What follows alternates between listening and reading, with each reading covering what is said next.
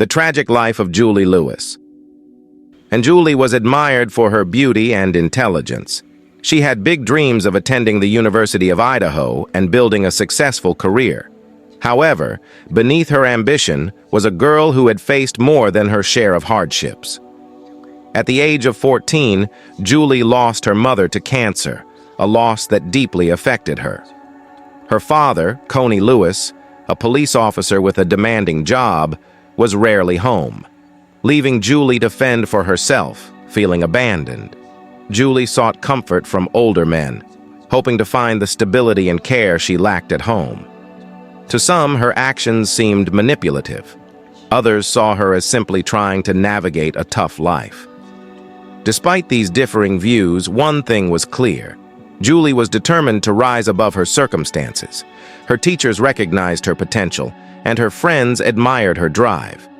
She often spoke about her plans for the future and how she couldn't wait in the days leading up to her death. Julie was excitedly preparing for graduation. She bought a new dress and talked with friends about their summer plans. Simple pleasures like movie nights and trips to the Snake River. Julie also held a job at a local diner, where her warm and outgoing nature made her well-liked by customers and co-workers alike. Despite her struggles, Julie remained optimistic, relying on a close-knit group of friends who stood by her through thick and thin. They often hung out at local spots like the skate park and community center, providing a sense of belonging that she couldn't find at home. Julie also joined the school drama club, where she loved acting and working behind the scenes. Julie's dreams were big, but her life was cut short.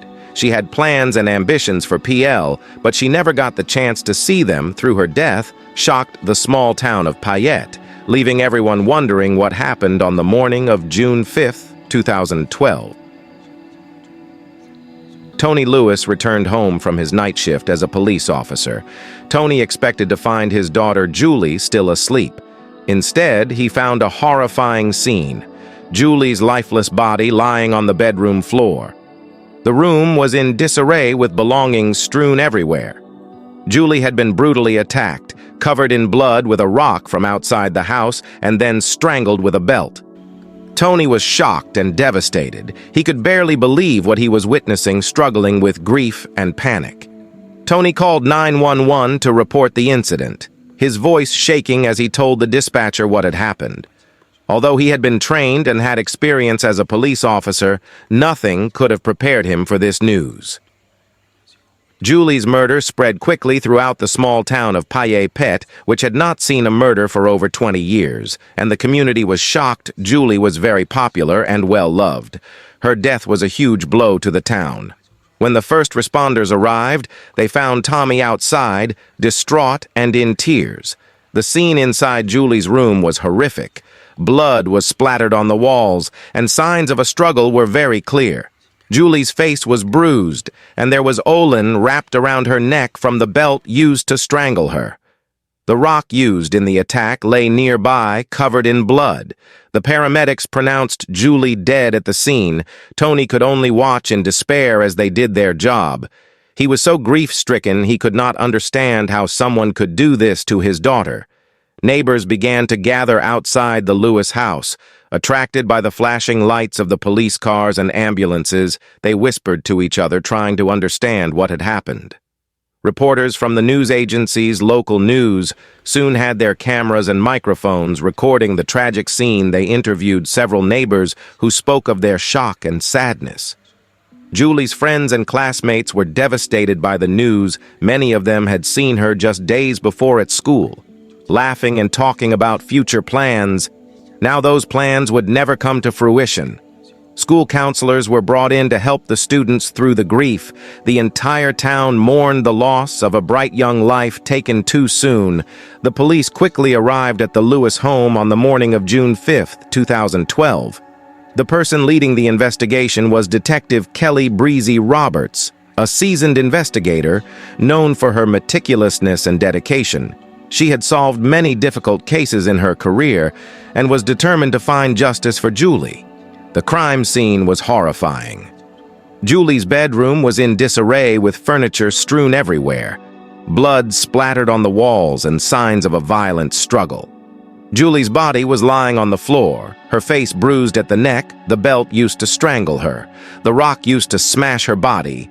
Lying nearby, covered in blood, Detective Roberts and her team began their meticulous work.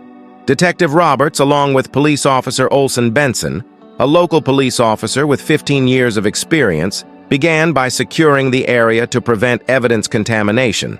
They photographed the entire scene, recorded every detail. They used fluorescent lights to detect any hidden bloodstains and collected fingerprints from various places. Surface investigators also packed the rock and the belt as key evidence. Detective Roberts immediately noticed some things. The window in Julie's room was slightly open, indicating that someone had come in or out through it. There were scratches on the windowsill, which could have been from the killer climbing in and out. Outside footprints on the garden soil, indicating that someone had just been there. The team interviewed Tony Lewis, who was still in shock. He recounted finding Julie and calling 911. His grief was palpable, and Detective Roberts felt the pain as a father.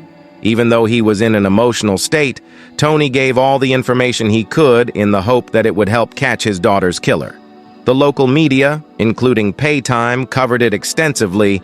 Reporters interviewed residents and closely followed every development. The town was gripped by fear and sadness, unable to believe that such a brutal crime could happen in their peaceful community. As the investigation continued, Detective Roberts and his team, she worked tirelessly.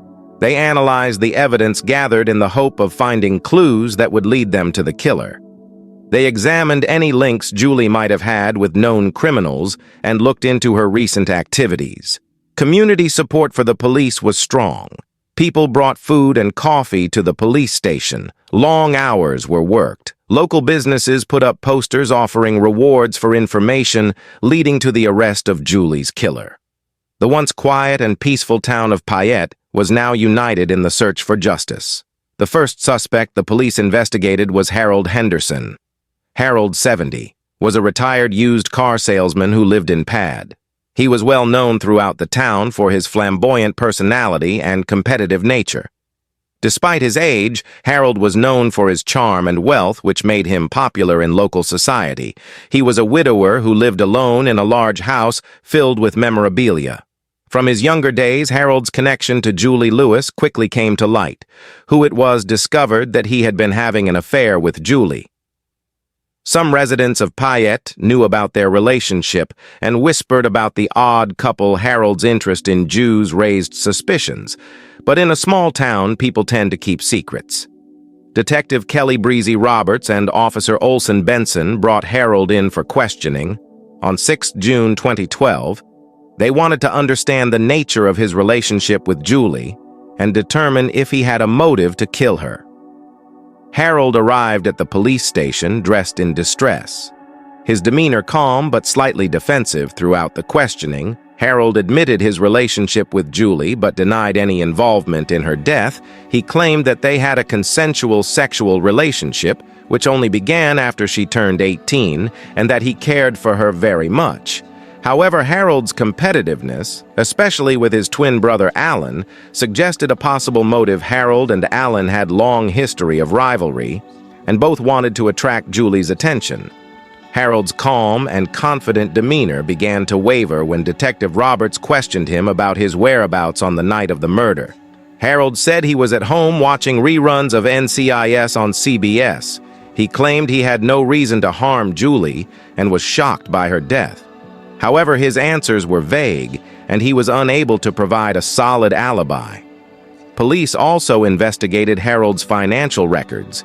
They discovered that he had been giving Julie money regularly, which could have become a source of tension if he discovered she was manipulating him.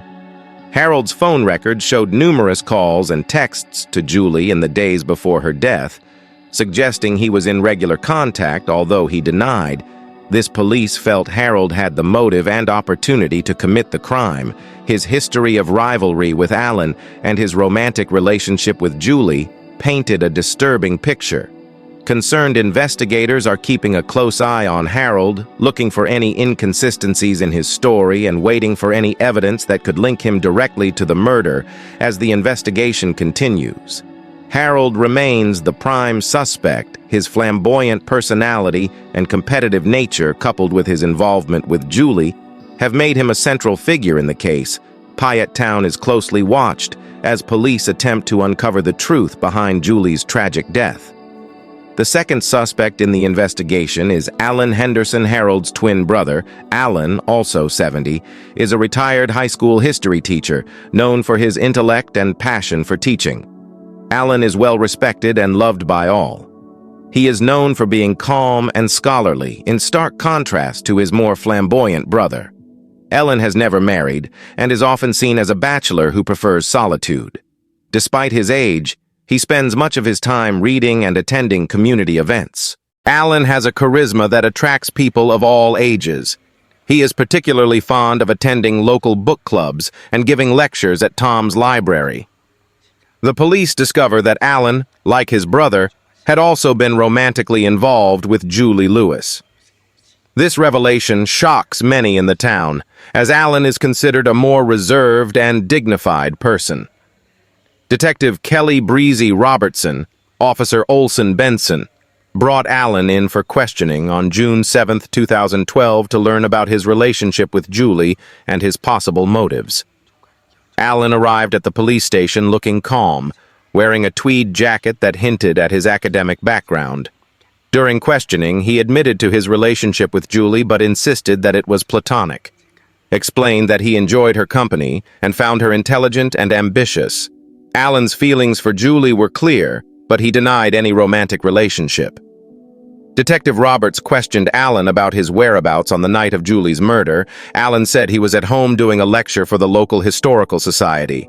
He mentioned reading a book about the Civil War, a subject he was passionate about. However, his alibi was weak as he lived alone and there were no witnesses to confirm his story. Alan's demeanor during questioning was calm but somber. He expressed disbelief that Julie could be dead. He cooperated fully with the police, providing them with his telephone records and access to his home. Investigators found nothing suspicious at his residence, but they continued to scrutinize his interactions with Julie. The police also interviewed people who knew Alan. His former colleagues and students spoke highly of him, describing him as a dedicated teacher who very interested in education despite his calm exterior. The possibility of Julie's betrayal may have caused a strong emotional reaction as the investigation progressed. Alan remained the prime suspect. His erudite nature and innocent appearance contrasted sharply with the dark motives uncovered. The police continued to explore every clue determined to uncover the truth behind Julie's murder and the Henderson brothers' involvement. The third suspect in the investigation of Julie Lewis's murder was her father, Tony Lewis. Tony was 45 years old, a police officer in P.E. known for his protective nature. Tony was a well-liked figure in the community. He had become close to the Henderson brothers over the years, often acting as a go-between between the two. Tony's relationship with Julie was very apparent, as he was her father and lived next door to Alan Henderson. The police had to consider all possibilities, even the most unpleasant one that Tony might be involved in the case. Detective Kelly Breezy Roberts and police officer Olson Benson decided to question Tony on June 8, 2012. Tony was still reeling from the shock of finding his daughter's body when he arrived at the police station. He looked tired and grieving throughout the questioning. Tony recounted his actions on the night of the murder. He had been working the night shift he usually did to care for Julie after her mother's death. Tony insisted he had no reason to harm his daughter and was devastated by her death. Detective Roberts questioned Tony about his relationship with the Henderson brothers. Tony admitted he knew about their interest in Julie and had tried to keep the peace between them. He expressed his frustration that their rivalry had caused tension in the neighborhood. Despite this, Tony insisted he had nothing to do with the crime. The police investigated Tony's background. Tony found no history of violence or misconduct. His colleagues at the police station spoke highly of him, describing him as a dedicated officer and a loving father. However, investigators must consider the possibility that Tony's protective instincts may have led him to the tipping point. Tony has provided his phone records and is fully cooperating with the investigation records, show he was on duty at the time of the murder, but police need to thoroughly verify this alibi. They have examined surveillance footage from the police station and confirmed Tony's presence there during the crucial hours. Police have also interviewed neighbors and friends of Tony, most of whom describe him as a caring father, who was deeply affected by the death of his wife and determined to give Julie a better life. However, some have mentioned that Tony has become more stressed and irritable in recent months, possibly due to the pressure of raising a child alone, although Tony is grieving and has been cooperative. Police must. Keeping every possible location close to the crime scene and his protective nature were key factors in the investigation. Detective Roberts and her team continued to review every piece of evidence, knowing that solving the crime would be a difficult task. The case needs to be looked at from every angle, no matter how painful it is. As the investigation goes on, Tony is still under close surveillance. The small town of Payette is closely watched in the hope of answers and justice for Julie. The police are determined to find the truth, and Tony's involvement, if any, will be discovered through their relentless efforts at around 3:00 p.m. on June 10, 2012. New evidence comes to light. The weather was warm and sunny, typical for Payette weather in early summer. Detective Kelly Breezy Roberts received a call from a local hiker who had found something unusual near the Snake River. He was walking his dog when he noticed a small bag under some rocks. Detective Roberts and Officer Olson Benson rushed to the scene. They found a small black bag containing a bloody shirt and a pair of gloves. These items were immediately taken into evidence. The police believed that these items could play a key role in solving Julie's murder. Back at the police station, the forensic team examined the evidence. The blood on the shirt matched Julie's. This was a significant breakthrough. The gloves were fingerprinted and the results matched Harold Henderson. This discovery shifted the focus back to Harold, who had previously denied being near the crime scene. Detective Roberts and her team re-examined Harold's alibi. They found inconsistencies in his story. Further analysis of his phone records showed that he had been near Julie's house at the time of the murder. Contradicting his statement that he was at home watching TV, the new evidence prompted the police to search Harold's home again. This time they found a hidden compartment in his garage with several suspicious items, including a second pair of gloves and a belt similar to the one used to strangle Julie. These discoveries painted a clearer picture of Harold's involvement as the investigation deepened. The police interviewed more witnesses. They discovered that Harold had been seen arguing with Julie the day before her death. A neighbor, Mrs. Carter, reported hearing loud voices and seeing Harold leaving Julie's house, looking angry with the new evidence. Detective Roberts felt confident that they were getting closer to the truth. The police brought Harold in for further questioning. This time his demeanor was less confident. When faced with the evidence, Harold became defensive and tried to maintain his composure. Before the forensic team continued to analyze the evidence, looking for any additional clues, they used advanced techniques such as DNA testing and fiber analysis to ensure nothing was missed. The detailed investigation paid off as more links between her and the crimes were discovered over the weekend. The police were confident that they had enough evidence to make an arrest. The discovery of the bag near the Snake River was the breakthrough they needed. The town of Payette was anxious, waiting for justice to be served. Hey, true crime case solvers interested in more real-life murder mysteries, be sure to like and subscribe to our channel. And you have any thoughts on this case or have your own case that you would like us to investigate? Leave us a comment. Be safe. True crime case solvers. On June 12, 2012, police were ready to arrest Detective Kelly Breezy Roberts, who had the evidence pieces together to point to Harold Henderson as the killer. Harold, 70, was a retired car salesman, known for his flamboyant personality and competitive nature. His charm and wealth made him a popular figure in Payette. But his rivalry with his twin brother Alan and his romantic relationship with Julie Lewis revealed a darker side. Harold competed with Alan for Julie's affections. He gave Julie money regularly and felt betrayed when he discovered her plans to blackmail him and Alan on the night of June 4th. Harold confronted Julie at her home. The argument became violent. Harold beat her with a stone stick found outside and strangled her with a belt out of anger and betrayal. Harold committed the brutal murder Detective Roberts discovered inconsistencies in Harold's alibi and found key evidence, such as a bloody shirt and gloves linking him to the DN crime, and fingerprints on gloves matched Harold's, and blood on his shirt matched Julie's. Surveillance footage also showed Harold near Julie's house at the time of the murder on the morning of June 12th. Detective Roberts and Officer Olson Benson went to Harold's house to arrest him. They arrived at 9 o'clock a.m. and Harold was home when they told him he was under arrest for Julie's murder. Harold looked shocked but did not resist. He was handcuffed and taken to the police station. Harold was formally charged with murder. His reaction was disbelief and anger. He insisted he was innocent, claiming evidence had been planted despite his protests. Overwhelming evidence convinced the police of his guilt. Julie's father, Tony Lewis, was informed of the arrest.